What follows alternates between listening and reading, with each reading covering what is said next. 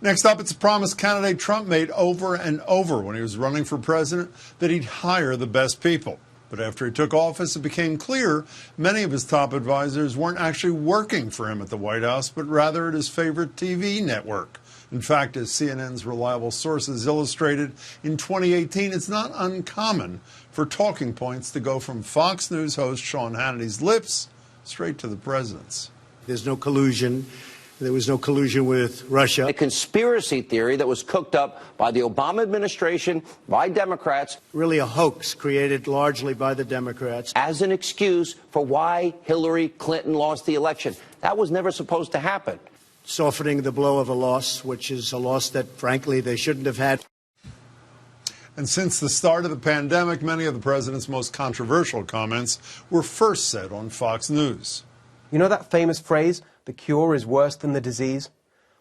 That is exactly the territory we are hurtling towards. I don't want the cure to be worse than the problem itself. At worst case scenario, it could be the flu. We lose thousands and thousands of people a year to the flu. We don't turn the country off. Democrats and their media cronies have decided to weaponize fear and also weaponize suffering to improve their chances against Trump in November.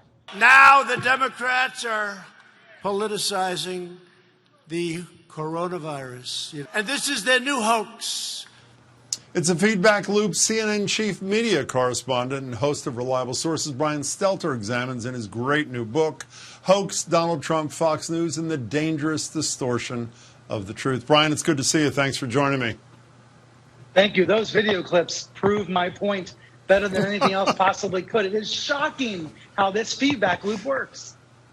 You know, it is shocking. I'm so glad you said that. It is shocking. We know that there are leaders, maybe second-tier leaders, who can't get a meeting with Donald Trump, so they try to get an appearance on Fox News, saying that's the second best thing. Does it ever get to the point where the White House can't get a point through to Donald Trump, and they try to get Fox News to convey the message that they're unable to convey to their boss? Absolutely. And stars like Tucker Carlson and Sean Hannity, they cite these anonymous sources who are sometimes White House aides and other times are President Trump directly. It is a loopy feedback loop. And if you go back to 2017, it took a while for everyone to understand what was going on. The president would wake up and turn on Fox and Friends. He would start tweeting random things that he was seeing on TV. And his aides and his administration had to catch up. Now, though, aides are at the point where they know they have to watch Fox because the boss is watching Fox. The problem with that is the president's often misinformed by what he's hearing. Look, if he were watching PBS, if he were watching really high-quality sources, then I wouldn't have written a book. There'd be no book to write. But the president's often getting bad, faulty, conspiracy theory sorts of stuff from Fox, and that's really the problem. I want to get to the bad advice he gets from them, but we did this on the radio the other day, and I'll use your word shocking. It was shocking to me. Can you describe the daily relationship between Sean Hannity and the President of the United States? How's that go? Yeah, it's a mutually beneficial relationship, or at least that's what Trump thinks. They are in touch frequently, sometimes before the show and after the show. Remember, Hannity has a radio show, so he's in touch with the GOP base, and then he's on the air in the evening on Fox in touch with Trump. Sometimes after the 9 p.m. program, Trump and Hannity will speak at 10 p.m. They'll compare notes, talk about how the show went, talk about guest ideas for tomorrow. It is like Trump is producing Hannity's show, and Hannity is programming Trump's presidency. And occasionally the president will call the next morning to find out how the ratings were. Is that correct? Yeah, and that really, that's what really bothered me when I learned about this in the midst of the pandemic in March, in April, when the country's the agony we were all going through was so real and so fresh at that time. And you have Trump calling Hannity saying, how are my ratings? How's my show doing? How are my briefings? I just think that's grotesque that the president was so interested in his ratings and not on saving lives. So Ingram, Hannity, Carlson, maybe this is an impossible question. Do they believe what they say, or is this just a strategic, financially beneficial positioning by these people? I used to work at another talk radio station where, without naming names, at least one of my colleagues believed whatever positioned him perfectly with the audience on that particular day. Is that the case with them or no? I think it's different for different stars at Fox. Some saw they had to get on the Trump train or else. Others decided to leave because they weren't going to fit in anymore in the Trump years. And my book, Hoax, is full of examples of people that decided they had to leave. But as for Sean Hannity, Laura Ingraham, the biggest stars, to some extent what they believe is the GOP, whatever the GOP believes. And that's changing, of course, in the Trump years. Hannity has told his friends and colleagues that some of what Trump says is crazy, that Trump is like a run-on sentence. In other words, he's criticizing Trump behind the scenes. But on the air, he is slavishly loyal because that's what his audience expects. That's how he makes $40+ million a year. So I would say it's complicated, but certainly the messages that they are sharing off the air are not always what they're saying on the air. Well, let me pick a good example. I'm going to steal some excerpts from your excerpts of what a couple of Fox News hosts had to say about the Bob Woodward book shortly after it came out. Here they are. It's a booger dressed as a bombshell. It's nothing. It's so obviously nothing. Let's make one thing perfectly clear. President Trump has never misled or distorted the truth about this deadly disease. No, he acted faster than anyone else. It was Lindsey Graham who helped convince Donald Trump to talk to Bob Woodward. So the last, I assume, is it's not his fault, it's Lindsey Graham's fault. Yeah, right. Exactly. Sean Hannity is not a dope. There's absolutely no evidence that the President of the United States misled the American people. I mean, how can he say that and not have his face fall off? He is committed to the cause and committed to his audience. And I think that's what drives a lot of this. The ratings. Hannity is afraid to lose his viewers, just like others at Fox are, from the lower levels to the upper levels. That was the biggest theme in my interviews for Hoax. More than 140 Fox staffers talked to me, and lots of former staffers. They all talked about the obsession with the ratings. And, of course, that's what drives Trump as well. I brought Woodward's book. I've been reading Raids. I know I shouldn't bring another person's book to an interview, but look at this on page 45. Rod Rosenstein says, I wish he could tell the president, turn off the TV and run the country. And I thought to myself, that's at the heart of the issue. So many people wished they could have told Trump to turn off the TV and run the country. But nobody, if anybody did, he didn't listen to them. And the result is this president who's addicted to what he watches, often to his own detriment.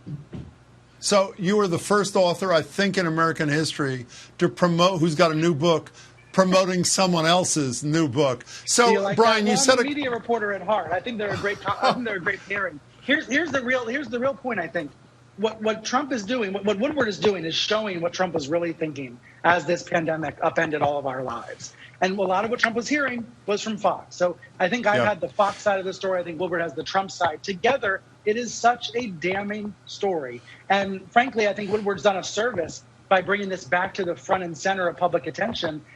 As painful as this is to think about, we need to see what went wrong in February and March. Give me a good example of what you said at the top of this discussion about how while Trump is generally the beneficiary of the largesse of Fox News, occasionally it causes him pain. What's a good example of the latter? Well, you played a clip from late March where Steve Hilton was on Fox saying, we can't let the cure be worse than the disease. And then Trump said exactly the same thing. And this was when the country was just beginning to shut down. We all knew we were going to have to go into hibernation for weeks and for months. But Trump was out there wasting all of our time, giving us false hope. That's the kind of thing that actually hurts him. He hears it on Fox. He gets the wrong idea, and then he shares it with the entire country. And I think it's like a waste of a news cycle. That happens time and time again with Trump and Fox. You also believe that Trump's impeachment is courtesy of Sean Hannity. Do you not? That Ukraine was brought into the discussion by Hannity, and then it became part of the echo chamber, no? That's right. I laid that out throughout Hoax in the beginning of the book, and then toward the end, you see it come back because it's like there were these breadcrumbs that were scattered out in 2017, and then they were brought back in 2019. I guess that's the wrong analogy. I guess it's about a farmer who puts out the seeds and then goes to harvest them. That is what happened. Hannity put these ideas into Trump's head about how Ukraine was his enemy, and the president was convinced, that the Ukraine had something out and they were out to get him. A lot of the seeds of the impeachment are right there on Fox News. Speaking of seeds, let's talk about genes and genetic differences. How do, say, Chris Wallace and Sean Hannity work for the same institution? Right, uncomfortably, and oftentimes by not talking with each other. These are fiefdoms, and the talent rarely interact with each other. So in that way, Chris Wallace has a lot of autonomy, and he can do whatever he wants, and that'd be a good thing. But I'll tell you, the audience wants Hannity. They want Ingram. They want the propaganda. The ratings for the news coverage, and no matter how great or terrible the news coverage is, are so much lower than the ratings for the pro-Trump opinion shows. That's a phenomenon that's been exacerbated in the Trump years, and it just goes to show the audience, at least some viewers, have been radicalized. But when you said a minute ago they want Hannity, they want Ingram, I think the proof is they don't care if it's Hannity, they don't care if it's Ingram. My contention was the day that Bill O'Reilly disappeared was the end of Fox News. There was not a blip on the screen. So what's the message of that everybody is fungible, essentially? Right, that the platform is what's really powerful, not the stars. Bill O'Reilly was forced out. Megyn Kelly quit. Greta Van Susteren quit. All these folks left Fox, and Fox didn't miss a beat. This network has an incredible stranglehold on the right wing in the United States. As sources there said to me, we are a monopoly. That is what we are. We're a monopoly. We're a profit machine. I think whether you love or hate Fox, you need to understand that because of how powerful it is in the country. So, Brian, what's the moral of this story of Hoax, that we have entered a post-fact, post-science, democracy subverting era, and we just have to learn to live with it? Or what is the moral of the story?